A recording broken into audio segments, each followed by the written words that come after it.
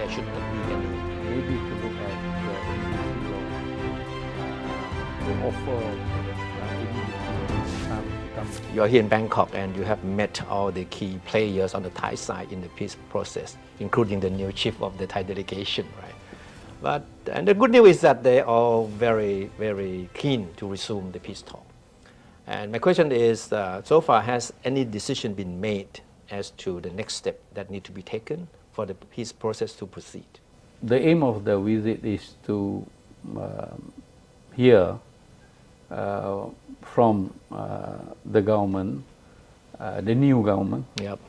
what is the plan ahead. It is a good visit where I understand what is the plan of Royal Thai government. Now my task is to go back and to see the panel member of the BRN. So to answer your question whether we are ready for the talk, yes. Thailand suggested that the first talk should be done within this month. However, now is mid-January, Okay. Mid of the month. I'll try my level best to talk to BRN so that we can resume the talk as soon as possible. When you If say- we are not possible, we will do it in February. After a meeting with you, Kun Chachai, the new chief of the Thai Peace Talk delegation, in an interview with reporters, said that he is hopeful that he can get something concrete done. He mentioned a peaceful solution to the conflict in the south, at least by the end of this year, as the earliest, or by the early next year as the latest. So do you think he's too optimistic? Yes, and also no. It's good for us to have a plan. Okay. It's good for us to have a target. However, as I said earlier, I need to speak to BRN whether they are ready to do a robust dialogue and discussion. I'm optimistic that something concrete will happen this year. However, whether we can sign the peace agreement, it depends on the appetite of both sides. So it's too early for me to say concretely that we are able to do something concrete at the end of the year until I met and discussed with the BRN member. No, in the absence of the peace process, which has been stalled because of the internal issues in Thailand, right? Yeah.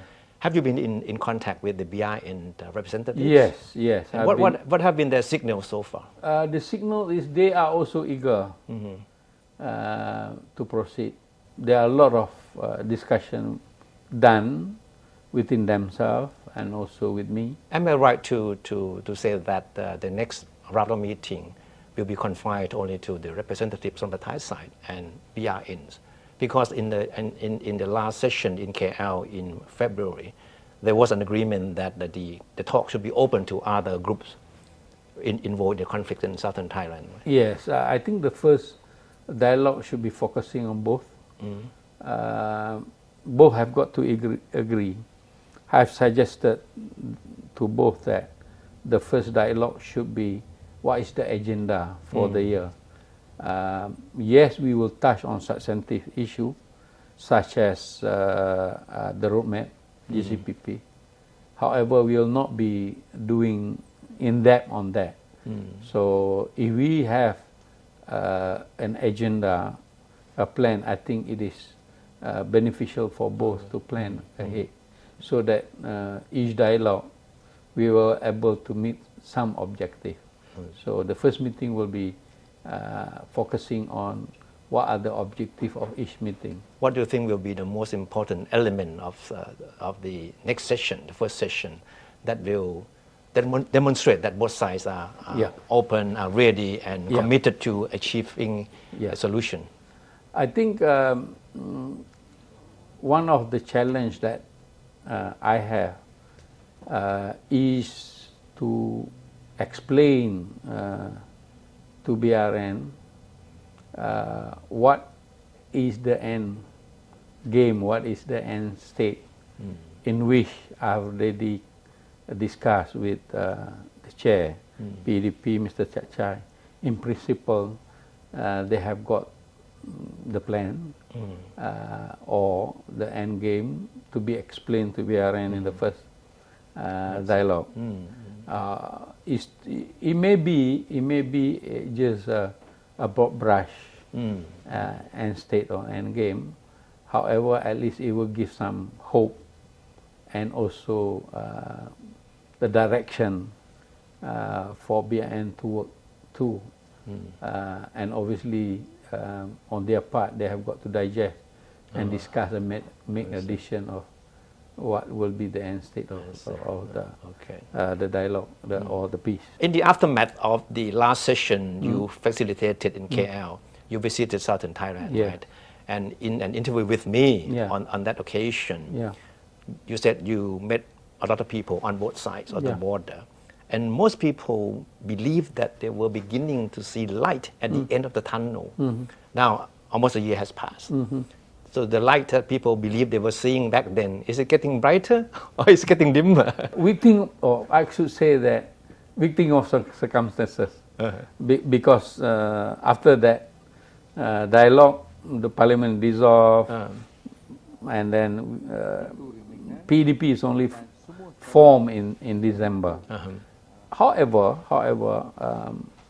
I am optimistic that the light is still there. And from my visit this week, the light is getting brighter. PDP chair said that before the panel is not able, do not have the we call the authority to sign any documents, so-called. But he has mentioned to me that if possible, the roadmap, if it's agreed upon, it must be signed by both parties. So that shows that Thai government is serious, is willing to put pen on paper. I think now the honor is on BRN to reciprocate. In your interview with me in March, you admitted that one of the challenges you were facing initially was to build up confidence in Malaysia's role as facilitator, right? But you have to admit that even in Thailand, when your role is generally welcome, but there are skeptics who question whether Malaysia can be an honest broker or not, given the fact that people believe that there are elements inside Malaysia that have been harboring elements of the insurgency in Thailand. So how would you respond to this kind of criticism? Yeah, there are two things to it. One is the issue of harboring in any border management. That happens in any country that has land border. However, whether both countries is collaborating to reduce the problem, to resolve the problem. Malaysia and Thailand is fortunate to have a standing committee way back, call it General Border Committee, in which a lot of discussion done, and statistically I will not be able to produce, but however there are a lot of exchanges in terms of be it information, be it illegals and all those. So I don't think both countries having much problem on that issue, government to government. You did also say that the confidence level, the trust and all that. I could feel, see and hear that the confidence level on Malaysia to facilitate the peace is going up. You mean on the Thai side? Both, on the Thai side. On the Thai side. Okay. First, you could see that the cordial relationship between the Prime Minister. They are able to talk they are able to make decisions without any so much difficulty and bureaucracy. The latest discussion was the visit in Sadao, where they have already make decision to have certain task force on many issues. Then my visit, I met the Parliament Select Committee. The chairman of the Select Committee, after listening discussion with me, said that, Tan Sri, you have the trust. Don't worry about trust deficit and all this.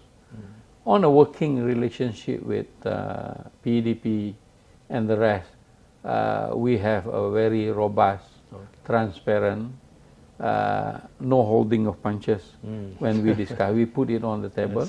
And can you say the same thing with BRN? Yes, we had a lot of contacts during that vacuum because one principle in facilitating is a good communication. A good communication platform where I have got to produce chemistry more than them because I'm going to facilitate. I must understand them. I must be able to give the space, whether it's a mental space or a physical space, for them to get a breather. At the same time, they want to talk to anyone. I'm facilitating because of to improve their capacity. So I could see that the relationship is becoming better and better, stronger and stronger. There are issues that they did not speak before. They have spoken. Again, in the last interview you had with me, you said that for this thing to work, people need to come to the negotiating table with an open mind, right? Give and take, and there should not be any winner takes all solution. Do you think that this approach is happening now? Yes, I think there are a lot of we call interaction. There are a lot of discussion, not from BRN to PEDP because there is no formal, but discussion means through informal means. They are beginning to understand certain terms in JCPP. They are beginning to look at theory, converting it to practical. What does it mean when you say something on paper, but it's the reality on the ground?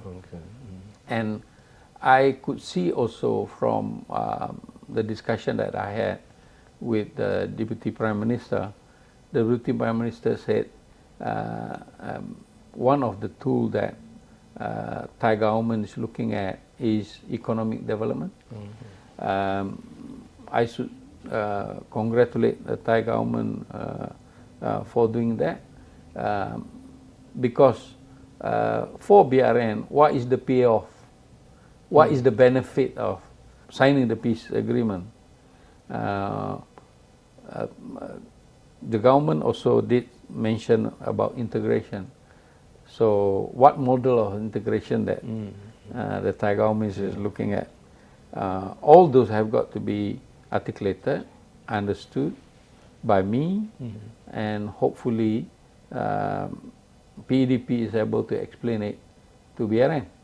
And BRN have got to reciprocate. If they agree, what sort of agreement? If they disagree, what are the areas they should be improving? So because of that agenda and discussion and subject of discussion, that's why I'm optimistic that it will move. Going back to the last session you had in KL in February, what was the atmosphere like? The body language, the way that the two sides communicated with each other, and your role, I mean, practical role in that particular environment. What was it like? To be fair, I took over in January, and less than 1 month I was the facilitator for the Yeah. dialogue. I do not have much literature. I do not even meet most of them. I see. That was probably the first time that you met most of the Yeah, people the involved first in the time peace process, the right? first time I facilitate, get the feel, gauging the language, gauging the environment, to be able to agree on GCPP at that time. I think is a huge achievement for both. However, the enemy to that is the understanding of the content of JCPP. Why? Because it is something new. There is no experience to the three strategy. Everybody have the concept, but do not have. We do not allow discussion on each concept. So based on that experience, I think that is the reason why the first meeting that we are going to do is to discuss a bit on that. It is by default. After we agree JCPP, there is a vacuum. You have been handpicked by Prime Minister Anwar Ibrahim to serve as a facilitator for the peace process. Yeah. What has been his instruction to you? Okay. He said to me three things. I bring it everywhere. One, Malaysia doesn't have any hidden agenda. Number two, improve the trust deficit. Number three, do it transparently. So I'm doing this all the time.